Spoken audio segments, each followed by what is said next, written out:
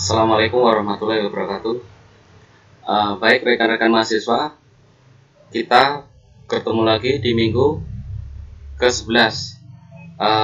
Kemarin saya janjikan untuk minggu ke-11 adalah kajian tentang lenturan.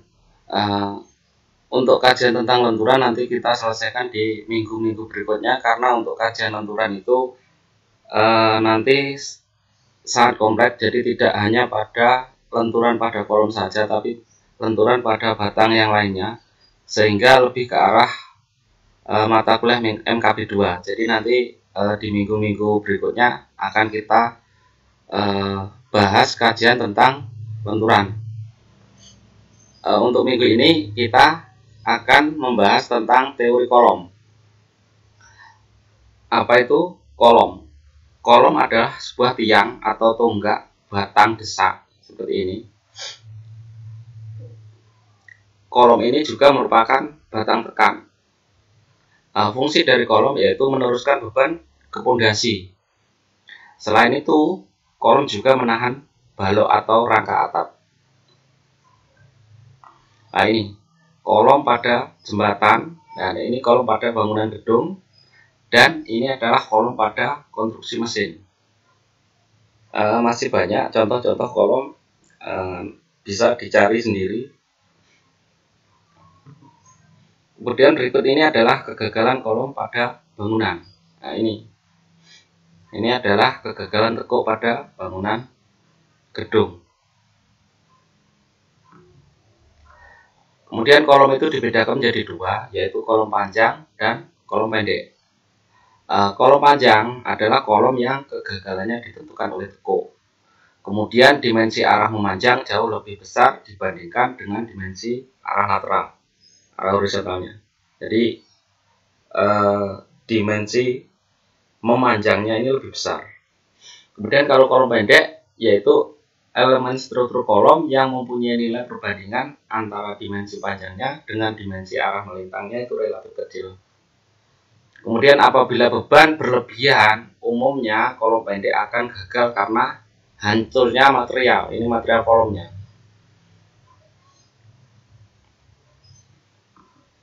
Kemudian perilaku kolom. Kolom panjang yang mempunyai kekakuan lebih besar terhadap satu sumbu atau sumbu kuat dibandingkan dengan sumbu lainnya, yaitu sumbu lemah, akan menekuk terhadap sumbu lemahnya. Jadi nanti kegagalannya pasti di sumbu yang terlemah di bagian kolom tersebut. Kemudian kondisi ujung sangat mempengaruhi beban kritis, besarnya beban kritis. Apabila kedua kolom identik, hanya berbeda kondisi ujungnya, maka kolom yang mempunyai ujung jepit dapat memikul beban lebih besar daripada kolom yang berujung sendi. Hubungan umum antara panjang kolom dengan beban tekuk. Kegagalan pada kolom pendek adalah kehancuran materialnya, sedangkan kegagalan pada kolom panjang adalah karena tekuk. Jadi semakin panjang suatu kolom, semakin kecil kapasitas pikul bebannya. Nah, ini adalah teori tekuk. Antara lain disampaikan oleh Euler ini 1759. Itu batang dengan beban konsentris yang semula lurus dan semua seratnya tetap elastis, hingga tekuk terjadi akan mengalami lengkungan yang kecil. Kemudian Consider dan Sanger ini 1889. Kolom dengan panjang yang umum akan hancur akibat tekuk inelastik dan bukan akibat tekuk elastik. Kemudian dari Sanley 1946, kolom masih mampu memikul beban aksial yang lebih besar walaupun telah melentur, tetapi kolom mulai melentur pada saat mencapai beban yang disebut beban tekuk. Nah, ini untuk mencari rumus beban yang mampu ditopang oleh kolom. Gambar 41 ini. Jadi apabila sumbu koordinat ditentukan berada di tengah batang dan ditinjau potongan pada X seperti gambar 41 B sampai C, maka dua gaya tekan P menyebabkan momen kopel sebesar P deformasi min Y. Jadi momen kopel ini adalah momen tahanan yang menyebabkan terjadinya lenturan. Jadi menurut persamaan lenturan elastis didapatkan persamaan 41. Jadi deformasi Y terhadap X ditambah PEIY sama dengan P deformasi per EI. Nah, persamaan 41 tersebut adalah bentuk umum dari persamaan diferensial derajat 2. Jadi diperlukan solusi. Jadi nanti pakai Y sama dengan A sin PX plus B cos PX plus D, dengan P adalah konstanta senilai ini P kuadrat sama dengan PEI, A, B, C juga konstanta. Kemudian persamaan 42 tersebut diturunkan 2 kali, didapatkan nilai ini. Kemudian substitusikan harga dy kuadrat per dx ini ke dalam persamaan 41.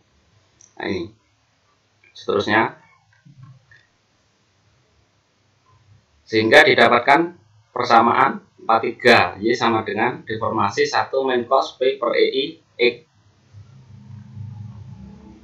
Nah, untuk memenuhi kondisi batas ketiga, yaitu bahwa pada X sama dengan L per 2 harga Y sama dengan delta atau deformasi, maka harga kosinus pada persamaan 43 harus sama dengan 0.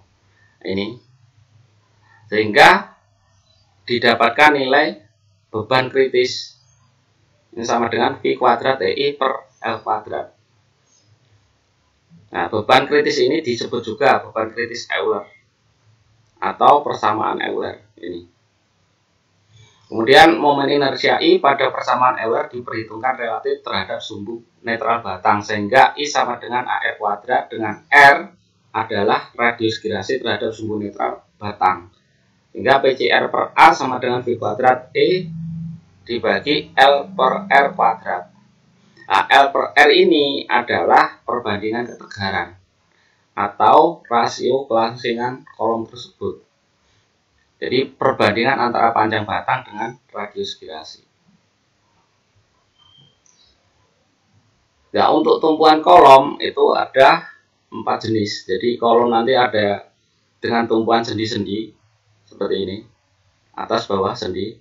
Kemudian ada jepit-jepit atas bawah ini, jepit-jepit, dan jepit sendi ini jepit, ini sendi, jepit bebas. Jadi jepit sini bebas. Nah, ini nilai PCR-nya, beban kritisnya. Ini untuk sendi-sendi, jepit-jepit, jepit sendi, dan jepit bebas. Dengan L panjang sistem dan LK ini panjang tekuknya. Jadi ini. Baik, ini adalah contoh soal dari kasus teori kolom. Suatu kolom 4 persegi panjang dengan ukuran penampang melintang 50 dikalikan 100 mili dan panjang 2,5 meter. Ini berarti kolom pendek ya. Dengan modulus elastisitas bahan kolom sama dengan 13 gigapascal. Nah, ditanyakan rasio ketegaran kolom, beban tekuk kritis Euler, dan beban kompresi terbesar yang dapat dikenakan pada kolom tersebut dengan faktor keamanan 2,5. Nah, ini penyelesaiannya. Radius gerasi kolom yaitu R kuadrat sama dengan I per A. Nah, R ini didapatkan dari rumus di depan tadi.